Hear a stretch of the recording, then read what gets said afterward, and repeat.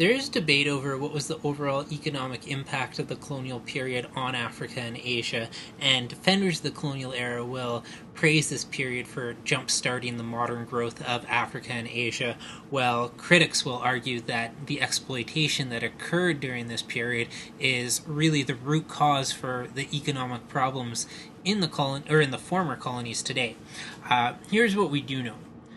The colonial rule did serve, for better or worse, to further integrate Africa and Asia into the global network of exchange that was centered in Europe. So it further integrated African and Asian societies into the global economy. Secondly, colonies were influenced by Europe's modernization, and many colonies really aspired to be a modern nation like European nations. Some Europeans agreed and felt it was their duty to improve the societies they briefly governed. Other Europeans felt that these colonial societies couldn't be modernized and that their role should forever be to serve the economic interests of Europe. Thirdly, we know that not one single colony broke through to become a modern industrial nation during the 19th century. So we know that Japan wasn't colonized and Japan was able to do this. Finally, colonial rule would eventually lead to widespread independence movements across what would now be called the developing world. So usually these independence movements were about creating something similar to the European nation state, not returning the state or colony to what it was like in pre-colonial times.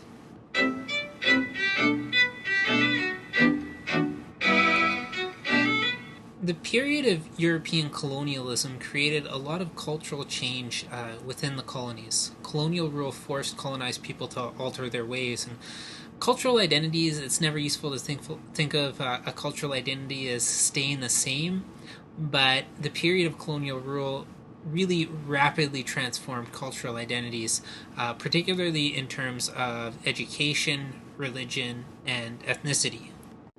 One of the primary agents of cultural change in the colonial period was education.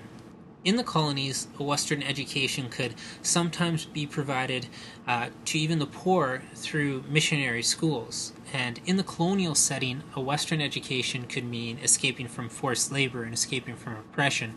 It could mean a better paying job in a government bureaucracy or with a church or with a European business.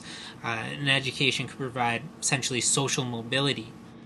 In Africa, a lot of Western educated people embraced European culture. They started dressing like Europeans and speaking English or speaking French. And ultimately, this would create a new divide in African society, a divide between Africans who had been Western educated and Africans who had not become Western educated. And often what happened is Africans that had the westernized education actually discriminated against those who didn't. In India in the 19th century, we see a movement among Western educated Indian people to eliminate some of the traditional practices in India that they had a problem with. So things like child marriages and the caste system and discrimination against women. These reformers viewed European education as a tool for progress against tradition. And it's important to be mindful of the fact that before the arrival of Europeans, that these weren't perfect societies. There were a lot of practices that by today's standards we would consider terrible as well. On top of education, religion really shaped colonial identity. Much of the colonial world was converted to Christianity. New Zealand, the Pacific Islands, much of non-Muslim Africa. By the year 1910, there were 10,000 Christian missionaries in Africa, and by the year 1960, there were 50 million African Christians. So why was Christianity successful in Africa? Some argue military defeats at the hands of Europeans forced Africans to re-examine their traditional belief systems, shook belief in traditional gods and local practices, and this is something we've seen frequently throughout history. Christianity also becomes associated with a modern education because mission schools are the primary provider of a good Western education. So more and more Africans become Christians, and over time this will become an Africanized version of Christianity. So that idea of syncretism, religion blending with local traditions. Christianity isn't as successful in India, but what does happen in this period is an effort by intellectuals in India to bring together the countless beliefs and rituals and philosophies together and to form one more coherent, unified religion. So we have really the development of Hinduism as one coherent religion in this period.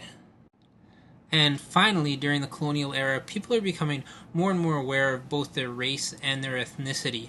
By the end of the 19th century, African intellectuals familiar with Western culture developed the concept of an African identity.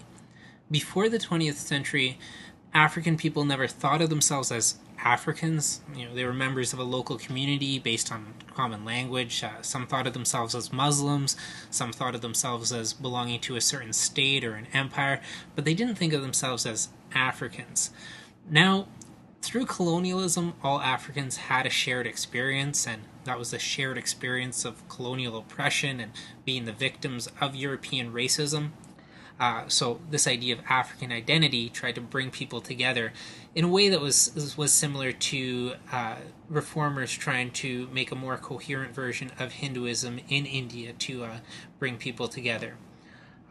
African identity was defined differently by different philosophers, different intellectuals. Some African intellectuals stressed that Africans had a lot in common with Europeans, really, and African history was actually full of the characteristics that Europeans valued highly: large political empires and complex governments. So these African scholars tended to hold up ancient kingdoms like Mali and Ghana and Songhai as examples. One intellectual from Senegal argued that Egyptian civilization was actually the work of black Africans, and he argued that Western civilization was ultimately derived from Egypt. Egypt started it all, and that therefore Western civilization really started in Africa, and therefore African people deserved the respect and admiration of Europeans. Other intellectuals approached the question of African identity differently and instead focused on how Africa was different from the West. And these intellectuals tend to argue that the uniqueness of African culture was in the communal and cooperative and equal societies that they created at the village level, which was far different from the highly individualistic and competitive and class-based societies of Europe. These intellectuals also would stress the more harmonious relationship with nature as opposed to Europeans' effort to dominate and exploit nature. So, between the years 1750 and 1900, Europeans, as well as Americans, Russians, and Japanese, spread out and colonized most of the world. They were able to do this because they had superior military firepower. Some subjugated people cooperated with the colonial powers, whereas others resisted. The colonial powers typically won. The colonial period had an impact on the economies in these places. More and more people were drawn into the market economy because they had to pay taxes to colonial regimes.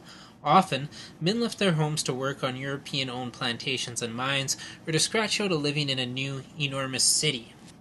Although cultural identities never stay in one place, there was a dramatic shift in cultural identities. Cultures changed at a rapid rate because of increased migration and interaction with the world economy, because of Western education in the colonies, because of religion, and because of a new awareness of race and ethnicity. This is the end of episode 24, The Age of Imperialism. This is also the end of Unit 4, The Long 19th Century. Thank you for listening, and best of luck on the Unit 4 AP World History test.